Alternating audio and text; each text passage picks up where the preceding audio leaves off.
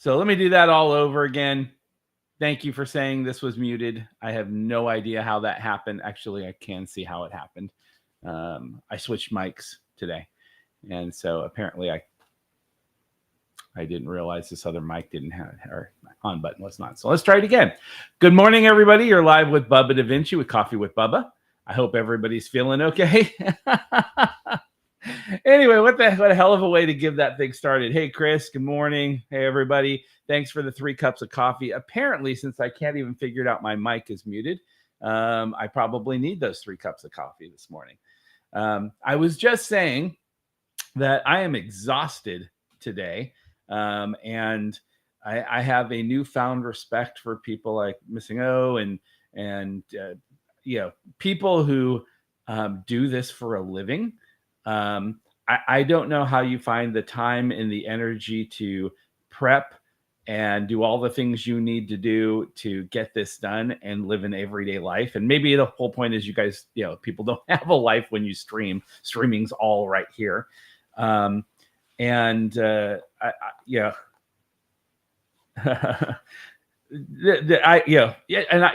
don't know enough about you. I mean, I don't know if you have a full-time job or what's going on. I do need to get to know most of you guys better.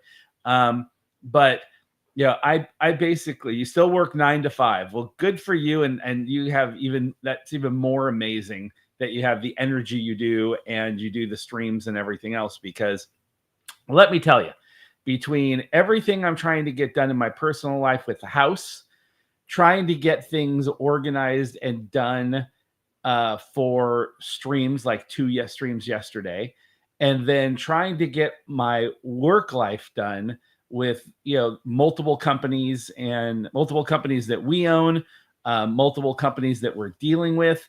In high school, to get girls, I learned how to juggle. Let me tell you, it's fun at parties, but doesn't get you a lot of girls.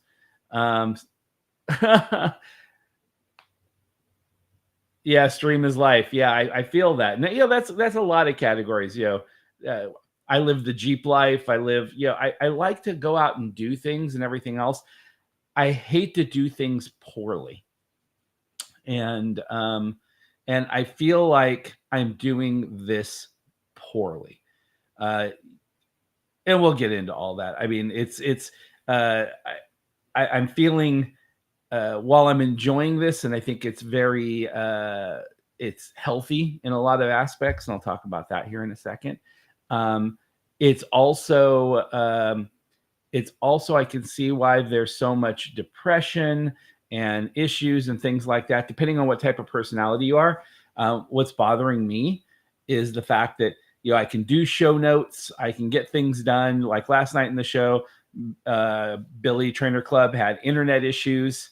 And I had sent notes and everything to him so we could follow things and everything else.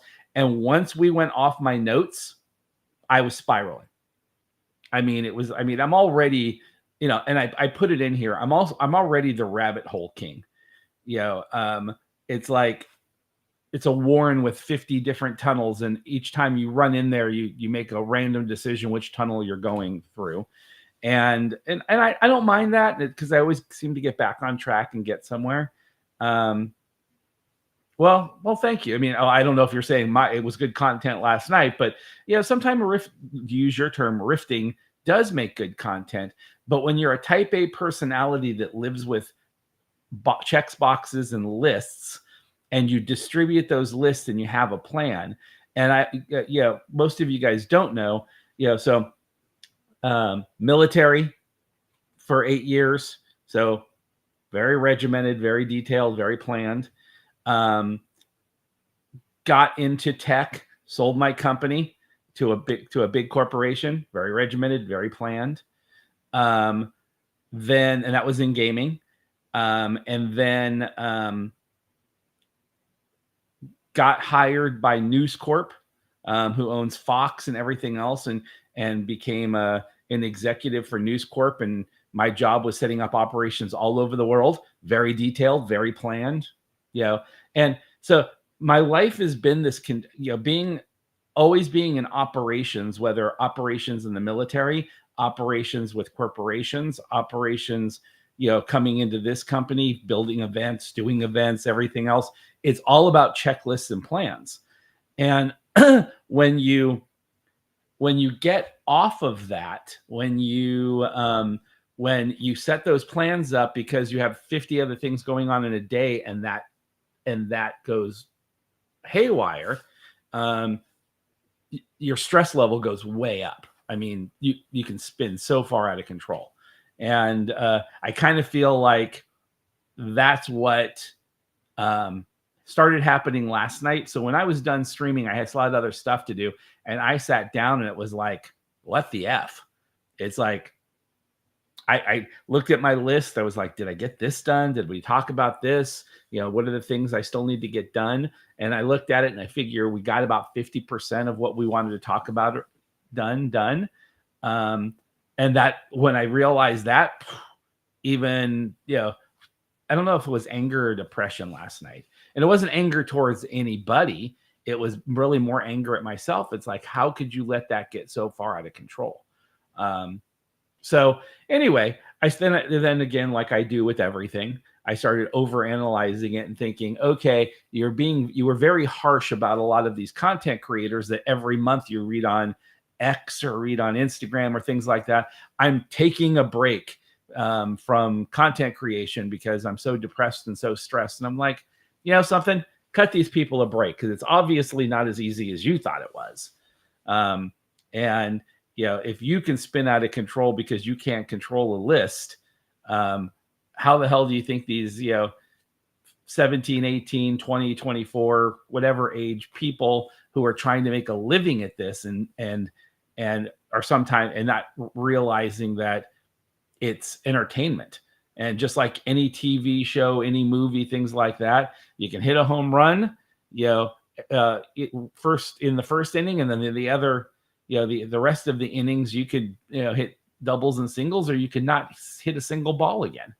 It's so up and down. It's so random. And yeah.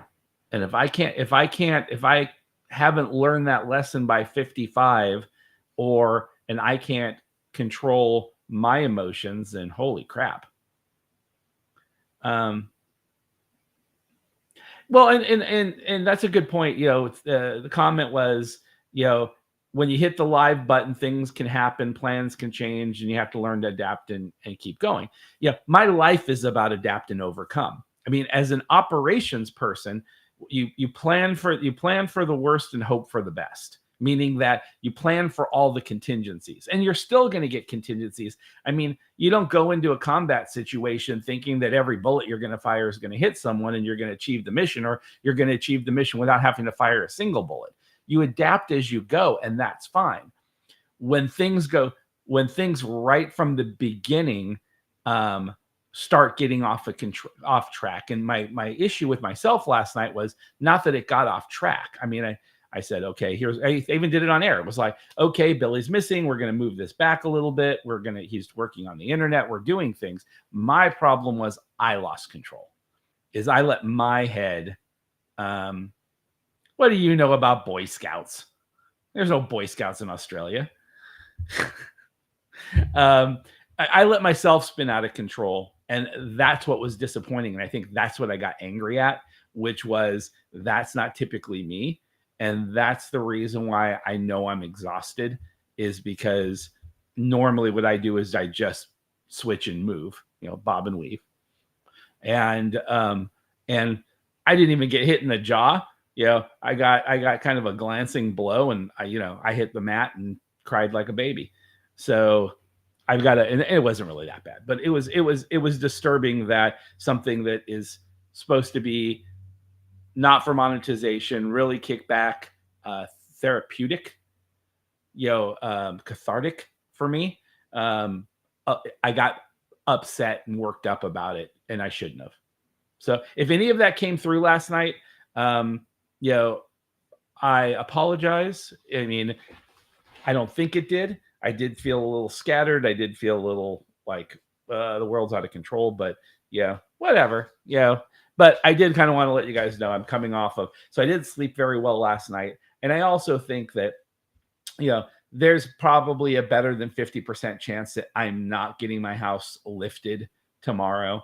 That isn't only bad for me, it's bad for my family. We've got the house is sunk 3 inches.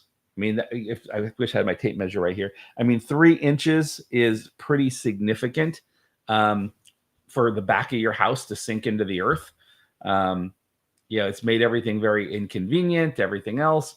The temperatures are cooling. We're getting more rain. It's only going to get worse. And winter's around the corner. Winter's coming. And if it's a bad winter this year and I don't have this stuff fixed, it's just going to be a really shitty season. And I'm worried about making sure. I'm a guy that a major priority in my life is always taking care of family and then friends, work coworkers, things like that. That's super important to me. I would give, if you talk with most of my people that have worked for me, they worked with me or for me, they've been partners for years, because I will not take a dime. I will give everything to make sure everybody else is taken care of before I take care of myself. And the thought that I may not be able to take care of this for my family this year is causing me some distress. So, but since we're talking about, those sorts of things, I want to kind of cover a couple news topics for the day. One's kind of just a what the F. And the other one's kind of, I'd love to get your opinion on the stuff. But before I do, I meant to start this off. I actually did start it off, but you couldn't hear me because I was, once again, amateuristic and forgot to turn on the new mic. Was the fact that thank you guys all for joining last night. Top number was 20 people on. I think that's a record for me. Gave away some pretty cool swag. So I got it all boxed up. And as soon as I get done here, today, unfortunately, I have a doctor's appointment. So I will run this into Des Moines and get this all shipped out. I'm also going to buy all the rest of the hardware for building Billy's and my table. I'm out of sandpaper and a couple other things. So I'll pick those things up and get those ready. And I actually thought I had the right router tip and I don't. So I got to buy a router tip. But anyway, thank you guys for joining. I think it's going to be a lot of cool, a lot of fun in the future. You guys were all very helpful. Congratulations to Chris. Congratulations to Matthew, to Fonda, Chris, Matthew, Fonda.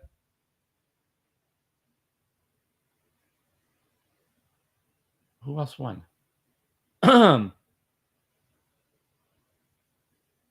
Oh, Stormy. Wow. Thank you, wifey. Well, at least you're on the ball. You're hired. I need a moderator. You're hired. Stormy. So she's a lovely girl. I've known her for a little bit now through Pokemon Go. And again, these relationships are all cool. I like meeting people in person. I haven't met most of you. I've met several of you at events throughout the world. Chris, I appreciate that. And I know you come over from Alexa, right? And I love that girl. I joke around all the time. I don't know if you guys know this, but my company, I personally funded Alexa leaving her job and we're going to content creation full time. I met her at an event maybe a year ago, and I saw this girl is the sweetest, most genuine person I've met in a long time. And she reminds me of my daughters. A little bit loopy, and not in a bad way, just hasn't really found herself. Actually, it was kind of a joke. I think a couple of her either Patreons or something like that did an AI album for her. I don't know all the details.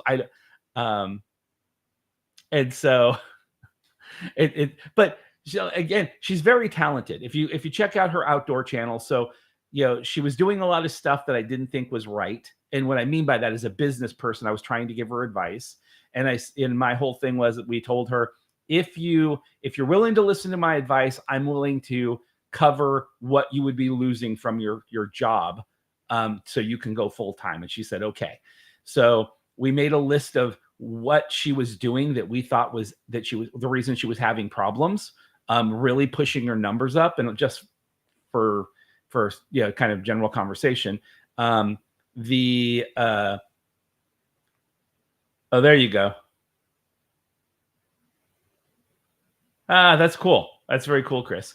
And so here, and I can post that so everybody can see it. So I'm actually, because it's not just everybody on Twitch, it's kicking in YouTube now too. So one of the things I saw was, it's like, you're a smart and attractive girl. You don't have to dress overly sexy. Dress like a college student. Like a college student going to college class and everything else. That's part of your charm. You're the girl next door. And I said, and when you try to do the over sexy thing, you're competing against all these other girls that's all they have. So be you. I go, you dress that way, the way everywhere you go. And she goes, no. Then I go, dress the way you dress. Because I've seen the way she dresses on a day-to-day basis. And I'm like, it's adorable. Be adorable. Be you. So she agreed with that. And then we talked about she needed to start diversifying herself, which is why she started her outdoor channel. Because the same thing with Trainer Club. There's so many dimensions to these people. I love Billy for multiple reasons. Not just because we sleep in the same room all the time, and I've seen how hard he works out. And I'm joking about that. It's not that sort of relationship, but he's a good guy. I mean, genuinely good. He cares about the people, his followers. He genuinely cares. He genuinely cares about people's health. He loves cars. He loves the outdoors. He loves his animals. I mean, it's like, dude, stop playing Fortnite and stop doing Pokemon Go 100% of the time and start showing your other personalities. And that was my advice to Alexa. And I said, and I'm willing to fund that. Do more cooking shows, do more of this, do more of the other stuff. You don't need to sit in front of a computer and play games all the time. And her numbers are doing great. And she's doing great. And now she doesn't even need us. I mean, we hire her as talent now. She went to Colorado with us. As of last night, she's going to be going to Virginia with us. And I will have her as, I will continue to hire her as talent and be part of the team as much as she needs and wants it. But it's like, she's getting it. And she's smart. She speaks multiple languages. She was going to be a linguist. College educated, wanted to do this. And I'm like, show that stuff. That's so much more. People want to get to know you, and you want to get to know your people. And I've watched a couple of her streams. We did a couple things together where we played a couple of games and we were trying to get things going. So I could kind of get the feel of how she was on air, and her people love her. I mean, Chris, I think, can testify to this. I mean, I hope so. She's amazing on there, and she communicates well with everybody on there. And I think that, she builds good friendships through this screen. And so I find her amazing, and I have no idea how I got sidetracked like that, but rabbit hole. Woo. I'm going to get a little thing that like a rabbit runs across my screen when I don't know if that's even possible, but a rabbit should run across my screen every time I go down a rabbit hole. Or I'm going to build a new emote that you guys can use when I go down a rabbit hole. So I can say, you guys can post it like the coffee cup. Like when I need juice, you can post that. Yeah. Nose tab. Yeah. I'm going to have a whole bunch of them, but it's like, I need that. It's like everybody goes, Scott's starting to crash. Coffee cup, coffee cup, coffee cup. Okay, I'll get some more coffee. And I actually bought a coffee maker back here that I'll put up tomorrow, hopefully.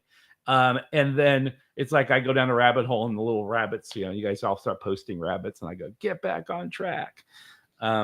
So anyway, thank you guys for participating yesterday. It was a lot of fun having all that interaction, great discourse. Yesterday was great conversations in the morning.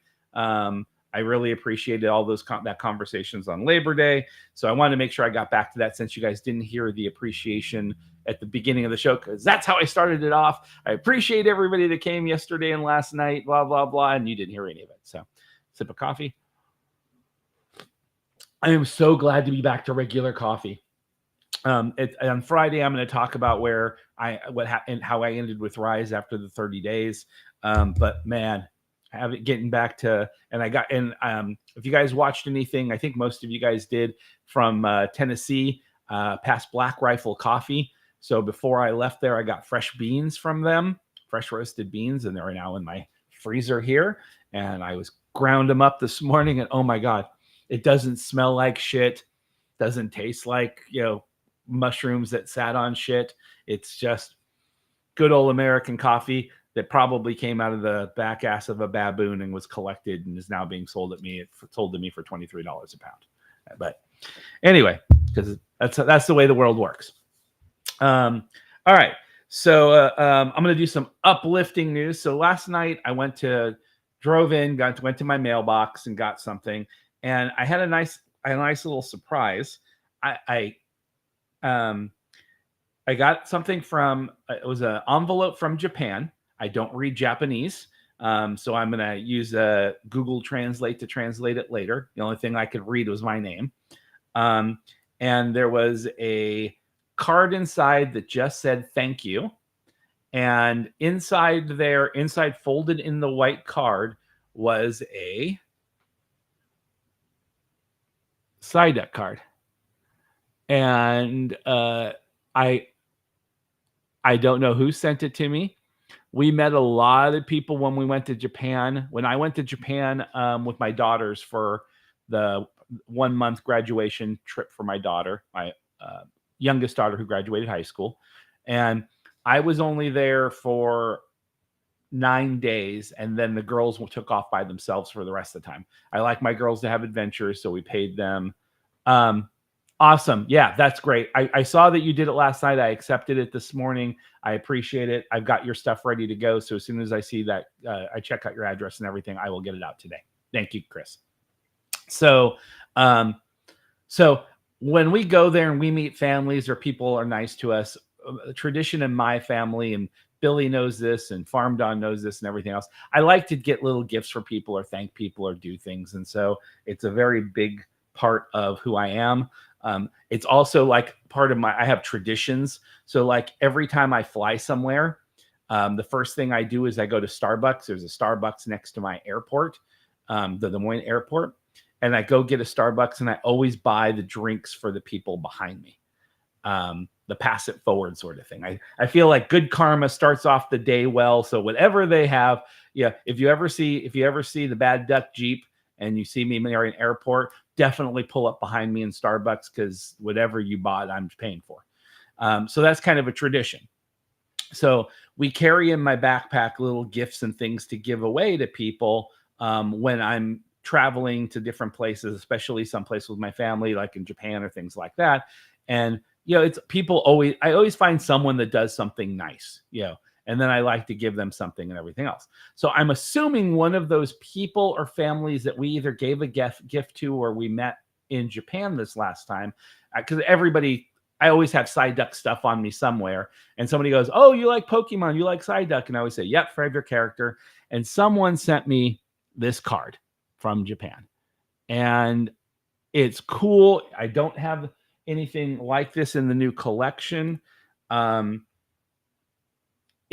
never seen the back of this. It says Pocket Monsters game card.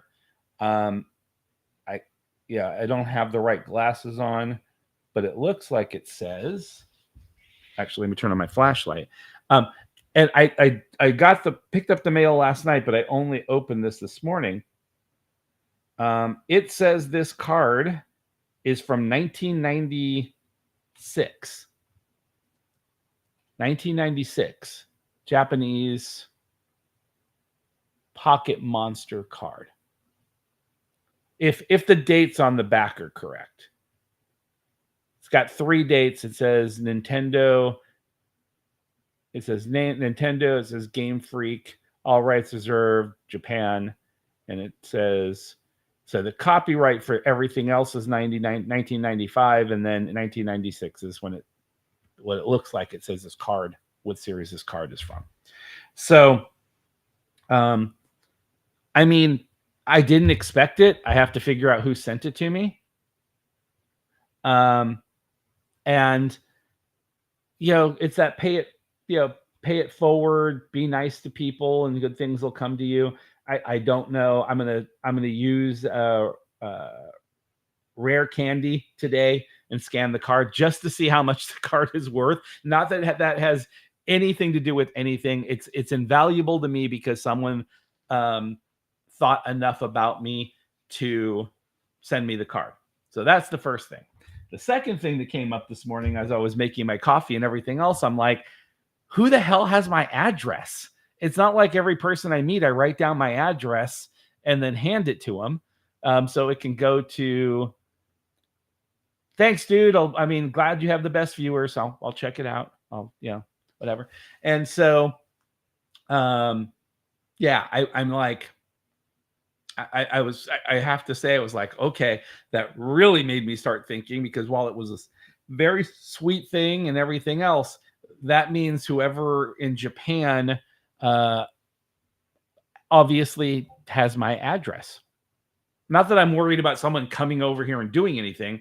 I just can't remember giving my address to anybody. I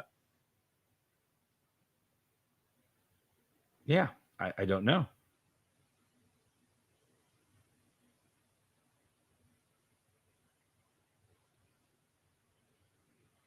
Chris, I just saw your message. You rock. That was very cool. I can do that. I can definitely do that. And you're a good man. Yeah, I know, dude. I know. And you told me what to do. This is that whole, I feel like I'm failing here, because I would love to be able to spend like an hour or two just working on getting OBS up, getting all these third-party apps and everything working. And I just don't have the time. What I really need to do, and if any of you guys either know someone or are interested in Farm Don, knows how I operate, I would be happy to pay someone to help me out with some of this stuff. From a company standpoint and a personal standpoint, and I have more money than time, and not that I have a ton of money, or I'm like, I have a bank vault right here that I'm pulling cash out of. But if I balance what I have to get done for the company and what I have to get done for my family, I'd rather pay someone a couple of $100 to have them just go and dial all this in for me, than having this. And because this, I'm sure, disturbs you, and it disturbs me as well, not being able to control like these bots, or I think Missingo last night, or someone told me something about getting Nightbot up. I think that's who it was. And I was like, yeah, that's a great idea. Oh, I've got 50 emails to send out. Okay, I'll get to it later. Oh, I really need to get to sleep. Crash. So it was you. Yeah. I think you gave me like a list of things that I could get done. I could do. I felt like I was failing on my assignments from my teacher. It was like, oh, you should do this, and you should put this on, you should do this. And I'm like, F. I'm not going to be getting to that anytime soon. So, I mean, it took me 3 weeks to get my emotes up when I've had them for 3 weeks. And so, yeah. And when I started doing it, it literally took like 5 minutes. And so, yeah, I appreciate like Farm Don and people subbing. And it was like, they're not even getting their free emotes or anything, or their tier 1 or whatever. There you go. You can come fly over. You want to come to TwitchCon? You can fly you over to TwitchCon. That will be your pay. And you have to help me get everything set up at Twitch before TwitchCon. That would be fun. That'd be a cool party. I bet we could have some fun and go do some serious Pokemon and get some serious content for Billy. Anyway, sidetrack, rabbit hole. Where's my rabbit? So one of the things I do when I'm doing my emails at 10, 11 o'clock at night is I turn on my TVs. If you can see, I have one here in the office here. I've got one over there in the other room. That's the Pokemon room. At my house, I've got one in my den. I've got like probably 9 or 10 TVs now. Why, you're thinking, is that during COVID, they were they're so cheap. Post COVID, I was getting 50 and 60-inch TVs for like $300. I mean, they were so cheap. And so when I was doing this stuff, I was like, we use them for events. And it was like, you get a TV and you get a TV. I'm talking my walls. And so I could sit down, and we don't watch TV very often.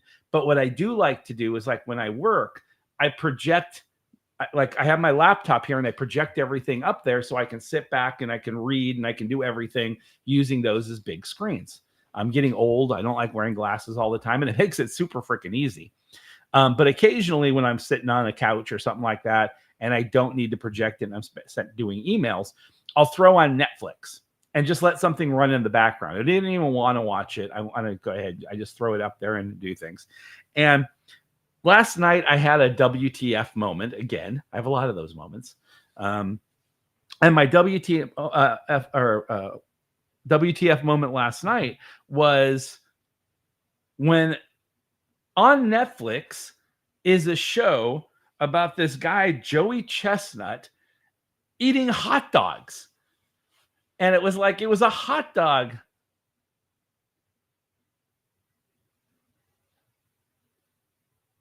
Oh, that's cool. And actually, Alexa, so I have a couple people that are trying to help me out from remote, which is missing Alexa. Now, since I gave her the opportunity, she's trying to be my teacher. And she's so cute.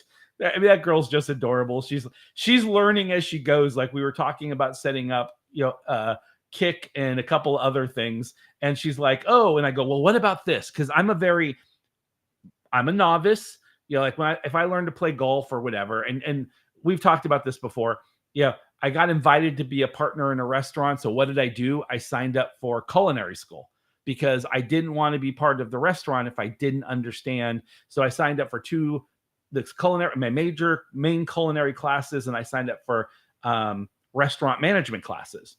And took me 2 years to finish the thing. But since I was investing such a significant amount of money in the restaurant business, I wanted to understand how these guys were cooking, how you did recipes, how you got the measurements, how you built recipes, how you run the back end and the front end. I needed to know that for my peace of mind for the money I was investing in the restaurant.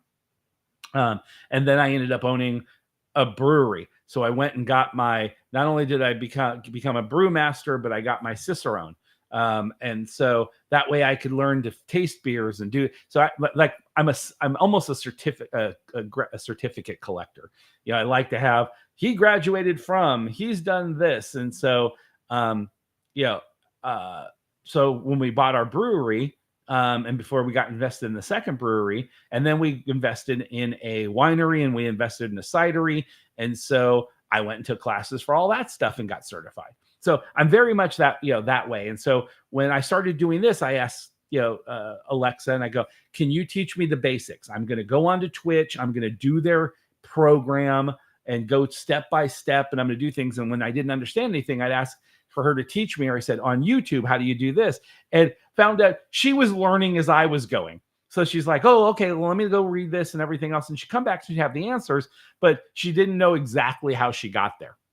But she does great work, and she's definitely helped me a lot. So is Missing O. So I appreciate everybody that lends a hand, but please understand that, and don't get frustrated, because the only way I learn, I can't just read it. I can't just do it. I can't just hear it. I've got to do all three.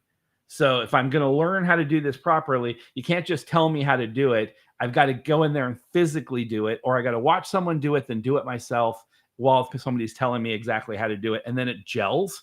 And then I'm really good at it. I mean, I can cook just about anything now. I can make beer. I can make wine. I can make cider. I mean, the stuff sticks, and I like to do it. I'm a jack of all trade, master of none. So but I like at least getting to where I have the knowledge base.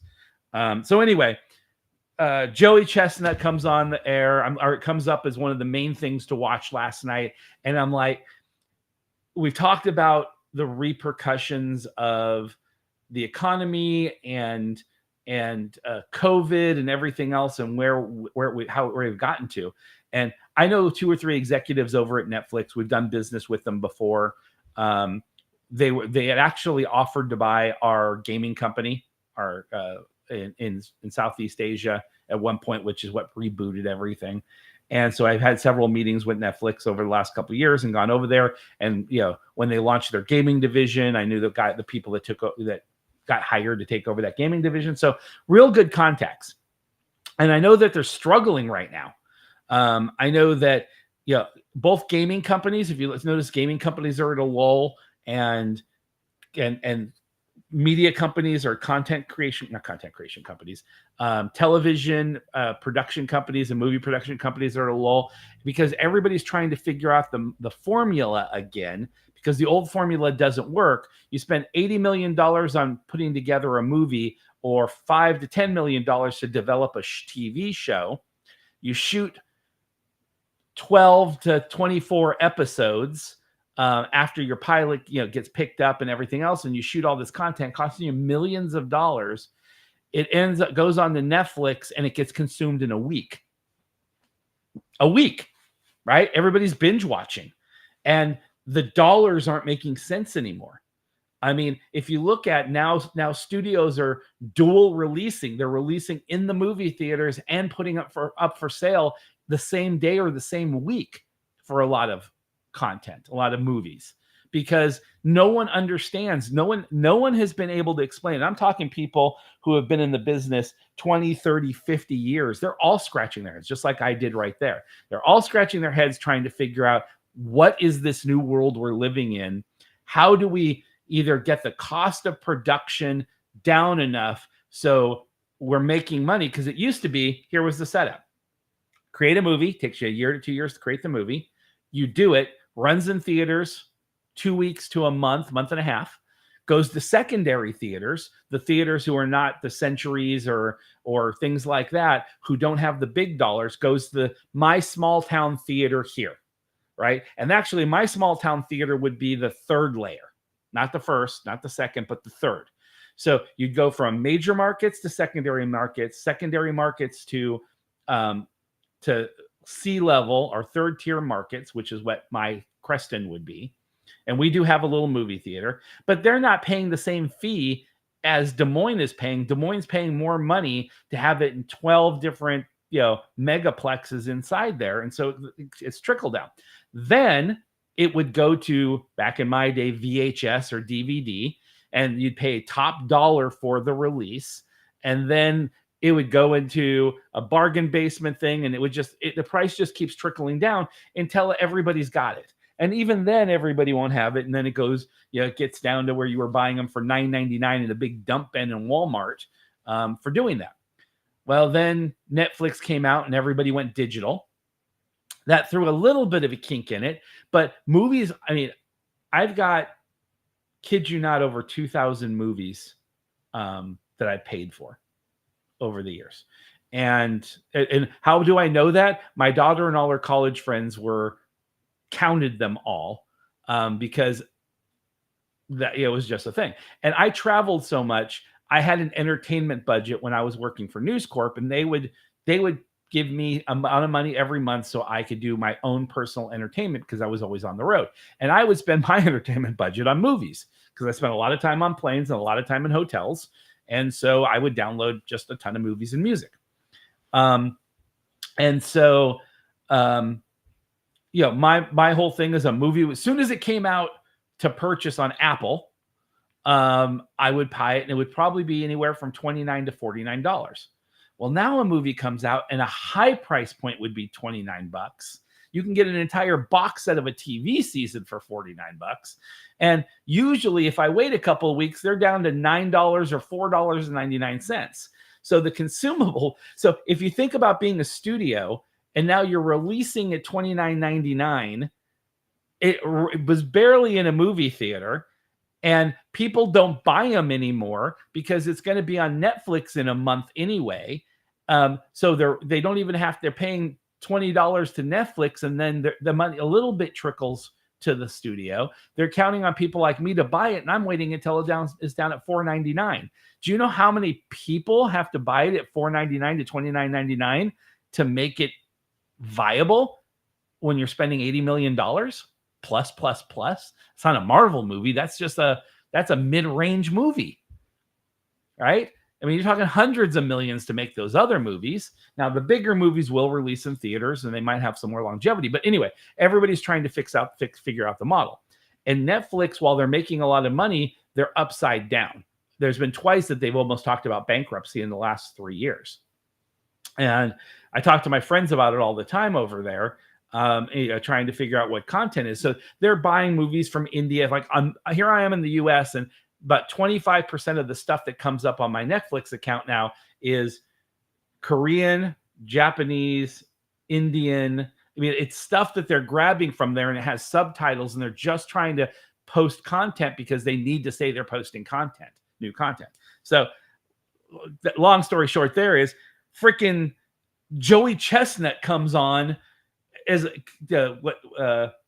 continuing the beef, something about beef, play on the hot dog thing.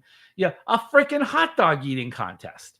And I was like, is this really what the content world is coming to, where Netflix is promoting at a high level a hot dog eating contest is content? I mean, yeah, some of the things they come up with are super clever. I heard that the Dallas Cowboy cheerleaders documentary blew up record numbers, and on TikTok everybody's doing the AC/DC Dallas Cowboy Thunderstruck dance that they do on that show. So you do have these home runs but see, to me that makes a little more sense. The Dallas Cowboy cheerleaders have been producing content like that 30, 40 years. I remember when I was a kid, them being on Love Boat. And I remember there being a TV series where they did, I think, exactly what they did here, which is follow a bunch of cheerleaders trying to become Dallas Cowboy cheerleaders. And I think there was a Bravo show. So every couple of years they reboot it. So it made sense for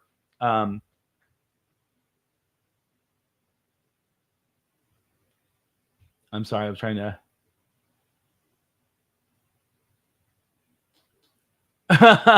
So Chris has still got Blu-rays, dude. I'll address that in a second because that's funny. And then the competition's gotten up. I think that I was really shocked. I mean, it was like I was first shocked when I was told, and then I saw that they were buying content from India. And I have to say, my wife and kids love all that stuff. They watch all the UK shows. They watch the Korean shows. They watch all the Australian shows. They watch the New Zealand shows. They love it. They love seeing content from different parts of the world. And that's cool. Hot dog eating contest. I didn't watch it. I heard Joey Chestnut. I mean, it was obviously big enough. It was in the freaking news today that said Joey Chestnut ate up the competition and apparently won. So congratulations, Joey Chestnut. Netflix, figure it out, guys. I have no idea what's next, but hot dog eating contest for the price I'm paying.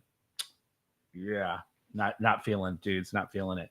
To go back to what Chris said, Chris, in my garage, I unfortunately have 4 different totes.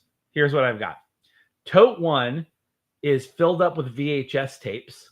Those VHS tapes are all the Disney movies, Star Wars movies, everything else that I bought when they hit VHS at an astronomical price. Then I have the movie discs, the really big, I can't even remember what the technology was called anymore, but they were like the size of a full-size record. Laserdisc. There you go. Laserdisc. Laserdiscs.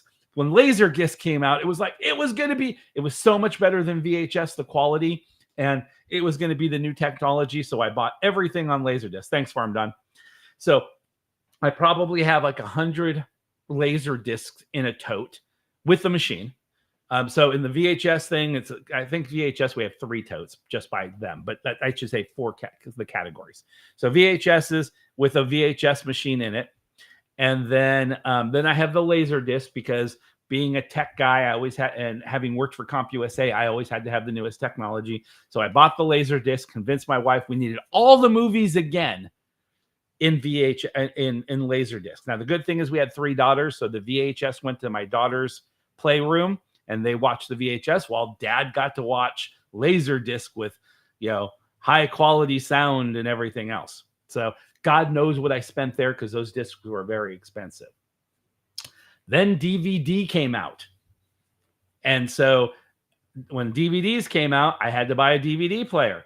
And we bought everything again in DVD. Then Blu-ray technology. And I had to have Blu-ray because it was also on the gaming systems. And I was in gaming. So I could now play them in the living room or play them in my office on my gaming system. Then we went to digital. And I started buying everything on Apple. So as far as Disney's concerned, and I guess I was going to say the Star Wars franchise, which is also the Disney World now, I have paid them not once, not twice, not 3 times, not 4 times, but 5 times for the same freaking movies. Okay. I feel like I should get like lifetime passes to Disney. Be kind, please rewind. Dude, I bought a bunch of VHSs from Blockbuster and they have that sticker on them. That's so funny that you say that. I haven't used them for a long time, but I believe they all still work. I mean, we actually used the VHS player last year. My youngest daughter, she was graduating, and for prom they had reboot night. And what reboot night was they decorated the places and had all sorts of things that were from your parents or your grandparents. So we brought in and did and had like a couple of VHSs set up, and we're playing movies on TVs, old TVs. A bunch of people came up with a bunch of bulb, giant TVs, and that was the decoration, and it was also people sat there and watched the movie. So like you had the Breakfast Club playing on VHS on one screen. Some guy actually in his garage had one of the first big screen TVs, which was a big, huge box square with projection from the back, like an RGB bulbs in the back that would project onto the screen, and it still worked, and that stuff was there. And so it cracked my ass up when he hauled that thing in there. I go, I can't believe you kept this, and I can't believe it still works. But it was actually one of the coolest themes. I mean, everybody does the same thing, Under the Sea, or whatever all the general themes are. And these kids had come back with Reboot. And it was basically, they went to all their parents and their grandparents and said, can you bring in things that would have been popular technology or popular stuff for, those big projector screens. Yeah. When I grow up, I'm going to get one of those. Dude, I was the same way. I drooled over those big projection screens it wasn't even real glass. It was so people were bringing in all kinds of crazy things. Someone brought in an original Nintendo system in. There were Sega Genesis there. I mean, some of the systems, an Activision system, some of the things that people were able to pull out of their closets and their garages for these kids. At least 3 feet from the wall. I mean, I was the back of it you probably can't see, but it was like probably that big in the back. So the box was like maybe that big. And then off the back, you had where all the projection things had to go. So when it slanted at an angle, and they were at the bottom projecting up. And that thing was so far back from that, so it was able to project on the inside of it.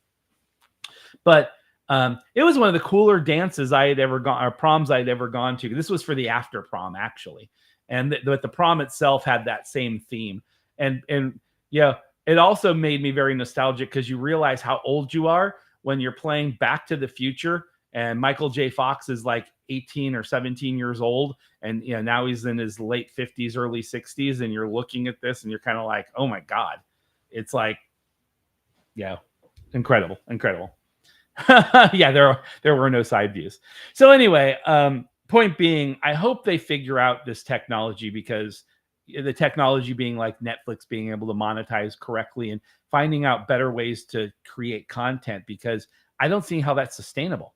I mean, we can't be getting to the level where the content the big companies can't afford to create this stuff because A, they're not making enough money, and B, we're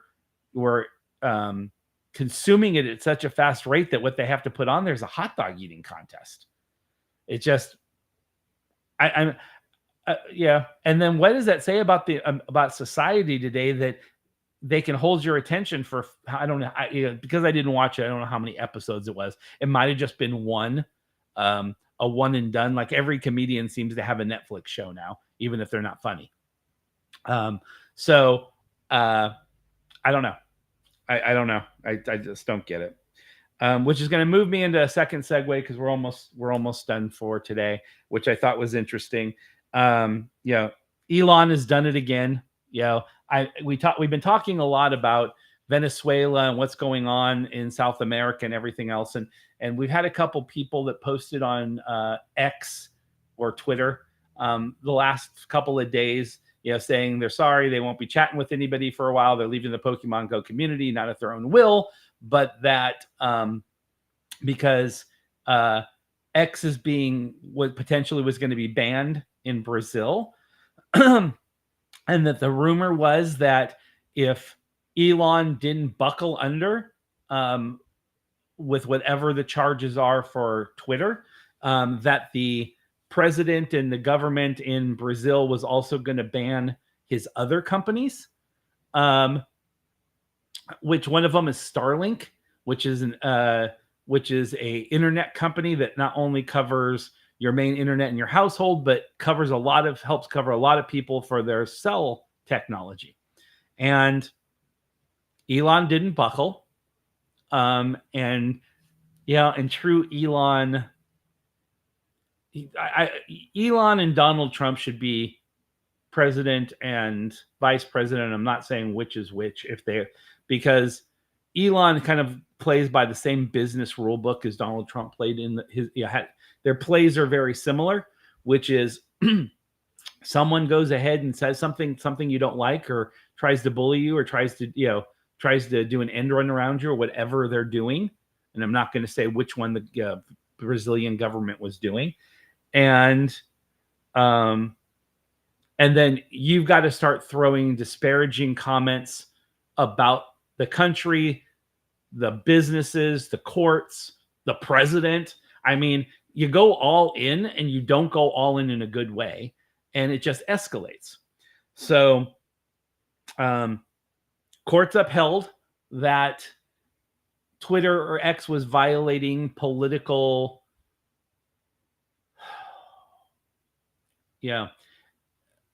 some sort of political regulations about disbursement of political disinformation, or I've only read one or two stories about it, so I don't want to try to get it. I'm not going to try to get it exactly right, because I don't want to be inaccurate.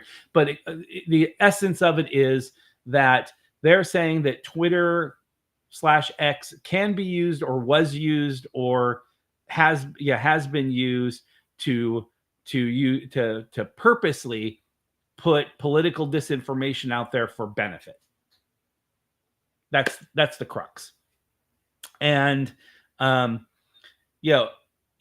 is stance in freedom of speech, which, believe it or not, doesn't exist in a lot of countries. Government controls a lot of that crap. In Brazil, I would have thought that wouldn't have been the case, but there are laws that protect the government and things like that. And so they're saying, okay, this company allows this disinformation to happen. Elon says, we're a platform. We don't control what people say. Government comes back and says, you are the owner and controller of that platform. You have to put things in place. Elon's like, no, freedom of speech. We're not going to do it. Brazilian government comes back and goes, great, we're going to punish you until you go and fix and take care of all this thing and pay your fines and everything else on Twitter. We're shutting down Starlink. And it was kind of like, okay, so now you're not only punishing a separate company that has zero to do with Twitter. Does he own it? Yeah. Or I don't know if he owns 100% of it, or he's just a major shareholder. Either way, the companies aren't joined. Starlink doesn't own Twitter. Twitter doesn't own Starlink. The only thing in common is an investor. And so you're going to punish that, thus punishing millions of your population who Starlink is their way to not only get their TV and their information, but also their mobile service and everything else. And the government's thing is, we're shutting you down. And if you need phone service or you need your internet service, go to another provider. It's like, so you're going to inconvenience your people in order to get this done.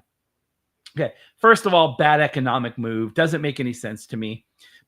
And the second thing that bothers me about this is it's once again government overstepping. That happens in the United States. It's like, okay, we're not going to punish you. So Elon shouldn't be punished either way. Punish Twitter, which is punishing him because, he's not making money on that. So essentially that affects him. But because Elon got personal, you're going to get personal. You're going to go after the man.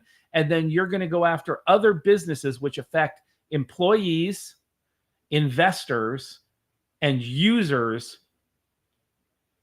on kind of a global scale.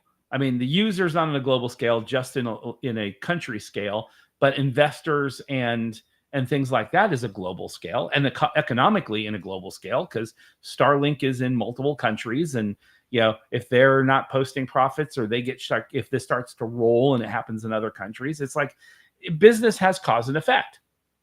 And so Elon,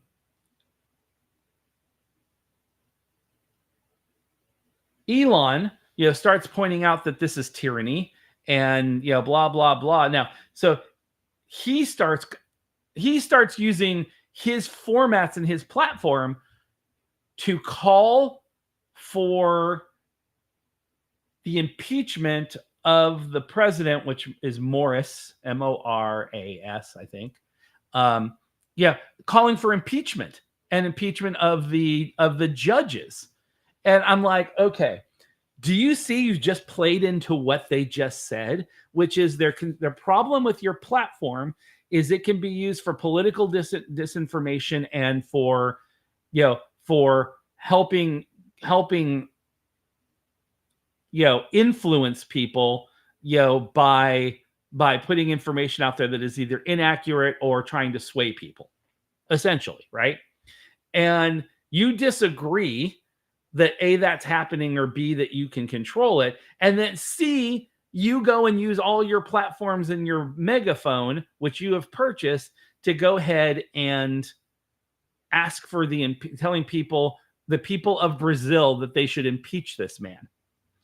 And I was just thinking, it's that whole circular issue all over again. No one's thinking down the line. I understand Elon's mad. He just has 2 businesses shut down in a major country like Brazil. It's like, okay, be pissed. Be smart, but don't be. And you're always going out there every single day. I see you calling out Fox or CNN and everybody else about having an agenda and using their news channels and their platforms to promote the agenda of either the owners of those platforms or of the political right or left, or to change something in a country. What the hell did you just do? You got mad because of a business problem. Guess what? Apple, every company has problems with countries, and they don't go out there and the first thing Apple does Apple doesn't go out there and ask for the impeachment of a president or and telling the country to rise up against this man and impeach him and do this other stuff. Have you not been paying what's going on in the other countries? We just had a president run out of the country in Bangladesh. We have the things that are going on in Venezuela. Do you think one of the most influential men in the world, that is a multi-billionaire, that has all these platforms and all these businesses and running all this technology and all these other businesses that he can influence to put pressure on them? Do you think it's a smart idea, as turbulent as everything is in the world right now, for you to be saying impeach someone because your business went under? Dude, come on. Stop playing foreign affairs. Go and deal with business like a businessman. If you have a problem with it, petition. If you have a problem with it, hire more lawyers. Don't say overthrow the president. this is the first time I've thought, okay, maybe everybody's right. Maybe all these platforms need to take a step back, and there needs to be put rules in place that if a business person builds something that ends up with this much influence, a TikTok, a Twitter, a Facebook, and you take it out of the people's hands. I think freedom of speech is great. The newspaper should have it, TV should have it, and everything else.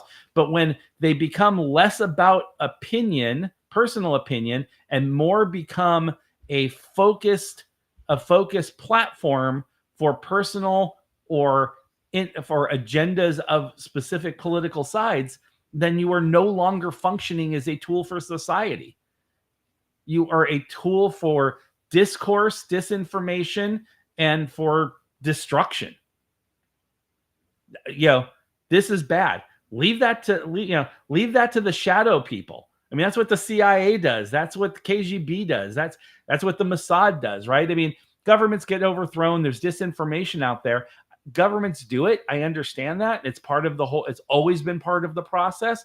But when you take it to the forefront with things that are so big, and there is no control. I mean, now the governments, it's kind of funny. The governments used to be the sneaky ones, and it used to be these platforms, these news channels, these reporters, all these different things that would call them on it and try to expose that. And now they're the bigger part of the process.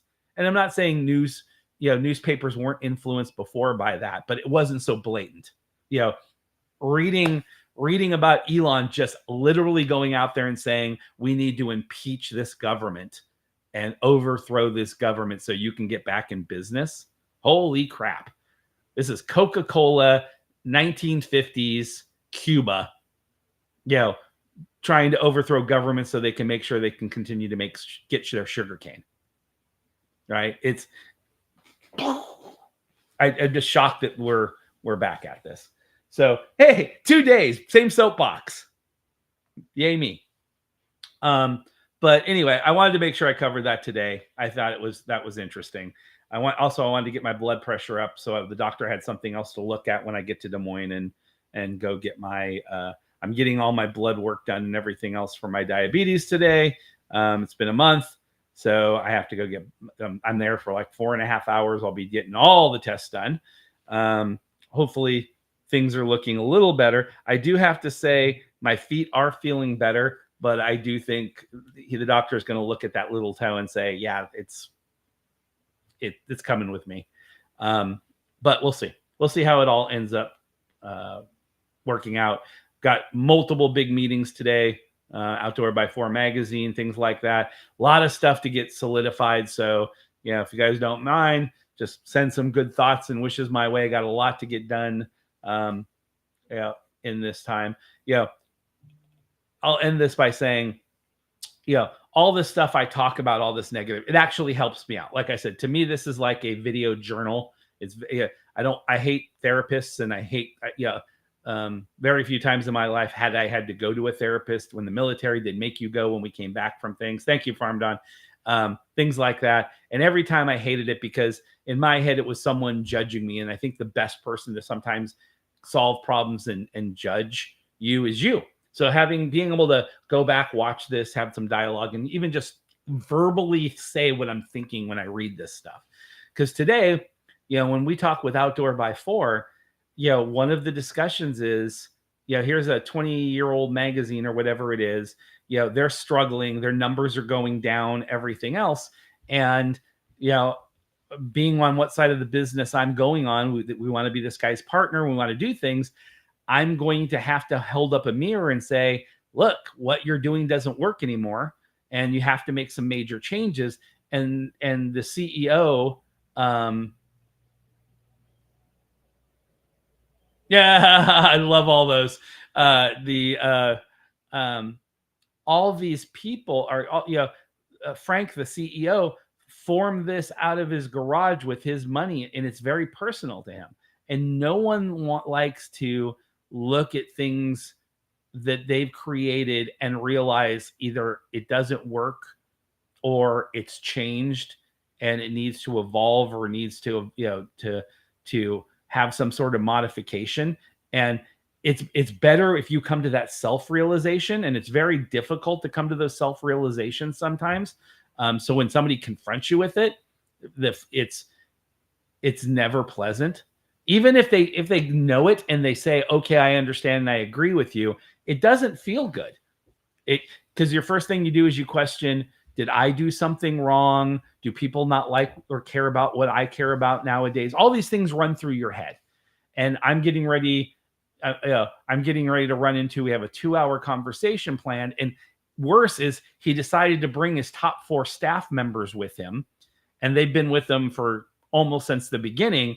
And so not only am I telling the founder and the CEO, this is our observation, our evaluation. Here's how we see that we want to fix it. This isn't anything personal. But now I'm telling his head of marketing, his head of development, his head of, his editor in chief, all these people. And basically it's going to, I know they're going to feel like here's this guy walking in and, pissing all over them and just saying it's raining.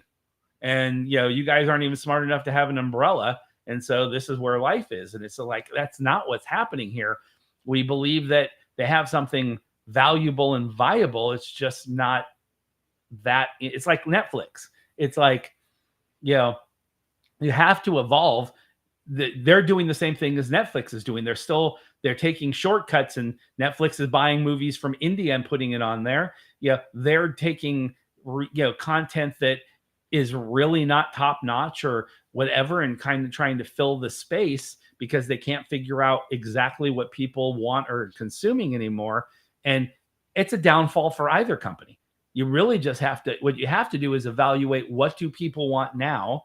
Is it the same thing I was producing? Am I willing to produce that? Do you? Yeah. Farm Don. Here's what Farm Don said. It's like, yeah, but how do you tell someone, because I don't believe they're a dinosaur. I mean, there are species that still exist from dinosaur ages now. And it's not about necessarily always about a pivot. It's about, to use what Missingo said earlier, it's adapting and overcoming, right? It's like, it's an adaptation, it doesn't have to be a full pivot. And like for them, if, even Kentucky Fried Chicken, they realized fried food wasn't good. So what, do they still exist? Yeah. What do they do? KFC. Did the recipes change? No. And the reason I picked that one is because Farm Don's a big fan of KFC. Yeah.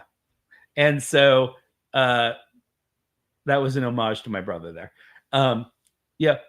KFC's always cook the same food. Their secret, the original recipe. I mean, have they changed a little bit? Yeah, they've added some things to their menu. They've done some things that can help make it more convenient for people to take it off.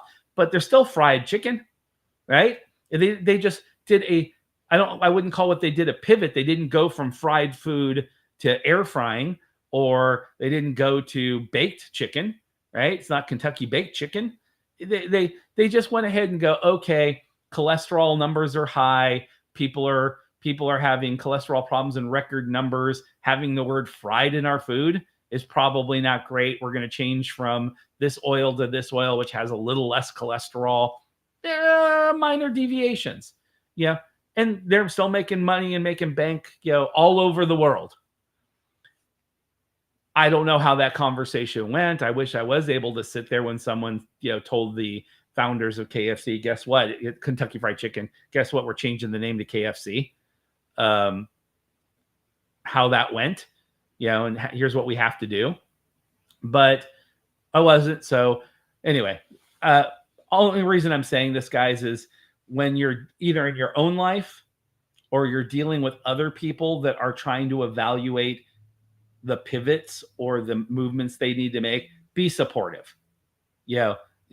Just sometimes just listen, be supportive, but also don't sugarcoat it. If they're looking at it, they've started to come to a realization, I have to make a change in my life.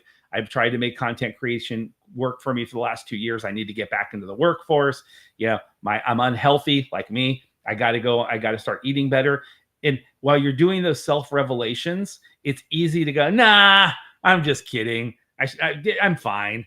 Let's go get a pizza. It's it's super easy to fall back and convince yourself that it's everybody else.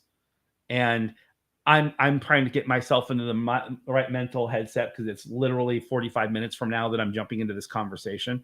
And yeah, I want to be honest, but I want to be gentle, and I want to be guiding, and and have a little bit of grace.